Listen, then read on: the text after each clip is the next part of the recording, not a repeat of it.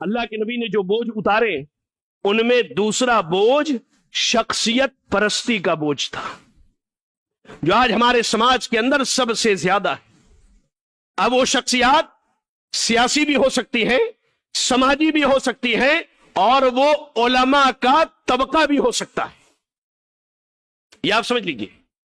اس سے پہلے کہ میں موضوع کے اس حصے میں داخل ہوں، آپ کو میں قرآن مجید کی چند آیات پہلے سنا دوں، ایک موازنہ میں آپ کو کرا دوں۔ پہلے اللہ تعالیٰ نے سورہ فاطر کی آیت نمبر 19، 20 اور 21، آیت نمبر 19، 20 اور 21 میں اللہ تعالیٰ نے ایک موازنہ کیا ہے، ذرا غور سے سنیں، نوجوان بالخصوص سنیں۔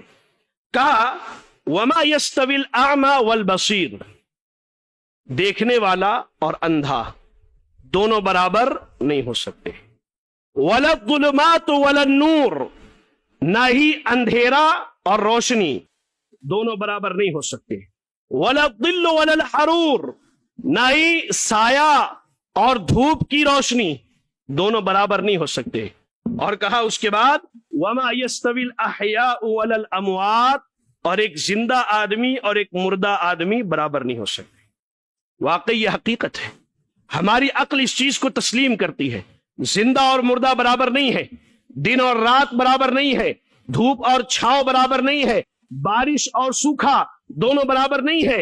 ایسے ہی ساری امت کے علماء، صلحاء، امام، تمام ائمہ دین ایک طرف ہو جائیں، یہ مل کے بھی اللہ کے نبی کے پیر کے دھول کی برابری نہیں کر سکتے۔ لیکن آج انہی شخصیات کو اللہ کے نبی کے اوپر ترجیح دی جاتی۔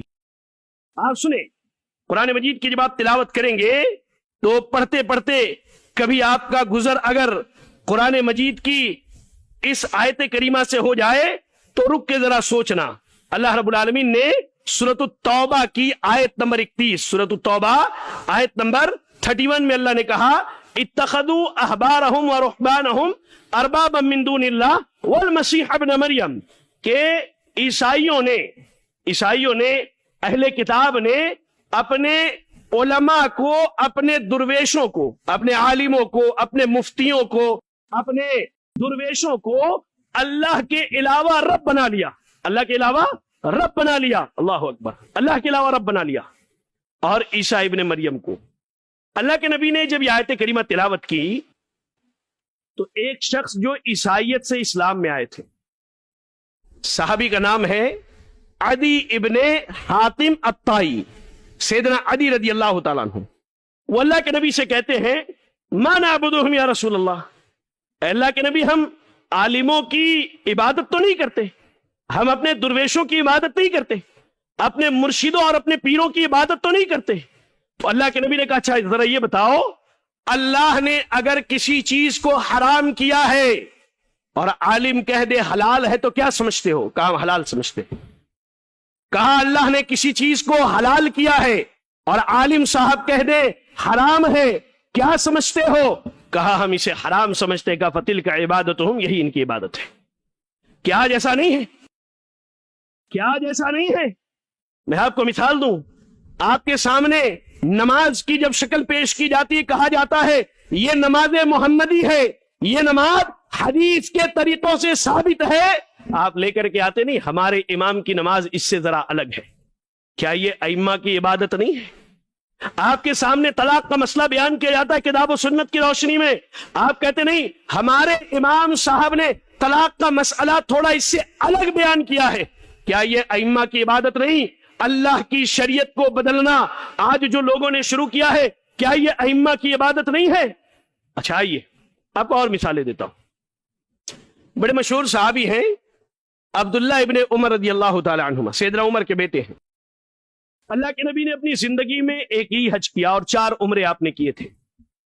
تو آپ نے جو حج کیا وہ حج قران تھا، حج کی ایک قسم حج قران، اور اس کی وجہ یہ تھی کہ آپ مدینے سے جانور لے کر کے پہنچے تھے۔ آپ نے کہا اگر میں جانور لے کر کے نہیں آتا اپنے ساتھ تو میں حج تمتع کرتا، اور مزید آپ نے کہیں فرمایا کہ اگر آئندہ حج کا موقع ملا تو میں حج تمتع کروں گا۔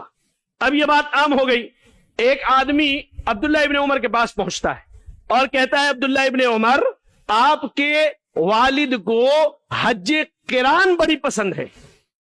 انہوں نے کہا کہ مجھے حج تمتع پسند ہے کیونکہ اللہ کے نبی کو حج تمتع پسند تھی.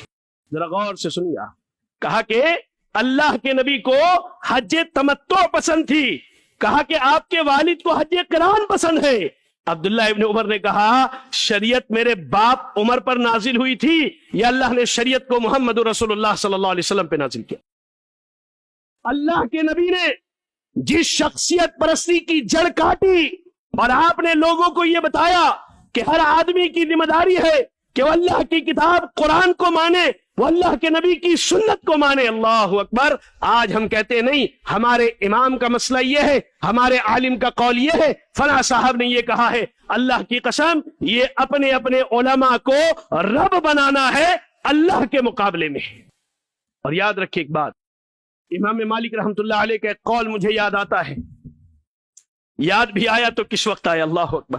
کہتے ہیں امام مالک رحمت اللہ علیہ مدینے کے بڑے امام مانے جاتے ہیں, امام دار الہجرہ کہا جاتا ہے, دار ہجرت کے امام امام مالک رحمت اللہ علیہ.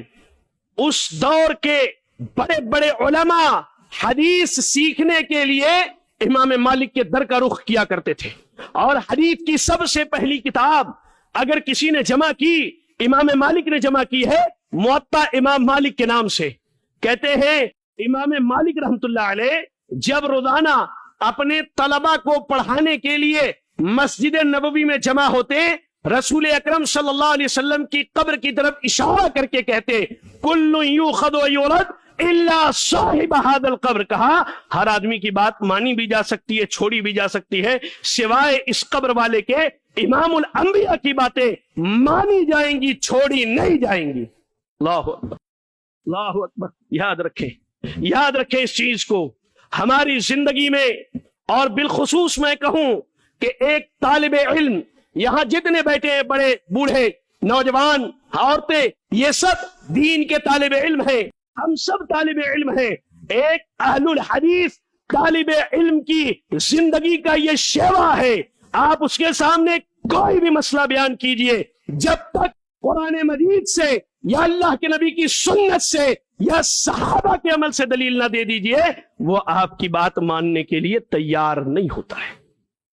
اور یہی وطیرہ ہونا چاہیے, ہمارا اور آپ کا یہی وطیرہ ہونا چاہیے کہ کوئی بھی مسئلہ, کوئی بھی بات رکھی جائے, کسی بھی مسلک کا عالم دین رکھے, آپ اس سے مطالبہ کیجئے کہ اپنی بات کی حقانیت پر قرآن کی دلیل لاؤ, اپنے بات کی حقانیت پر نبی کی سنت سے دلیل لاؤ, اپنی بات کی حقانیت پر صحابہ کی سیرت سے دلیل لاؤ. اس لیے کہ ہم نے یہ مانا ہے جو زندہ رہے دلیل کے ساتھ زندہ رہے, اور موت آئے تو دلیل کے ساتھ موت آئے. یاد رکھیں اس چیز کو. اللہ کے نبی نے شخصیت پرستی کی جڑ کاٹی, یہ آپ کی سیرت کا ایک عظیم پہلو ہے. آپ نے اس بوجھ کو اٹھایا, کئی صدیوں بعد لوگوں نے اپنے کاندھوں پر تقلید کے بوجھ کو رکھ لیا, ائمہ کے امامتوں کے بوجھ رکھے اور امام الانبیاء کی امامت کو فراموش کر دیا. اللہ اکبر.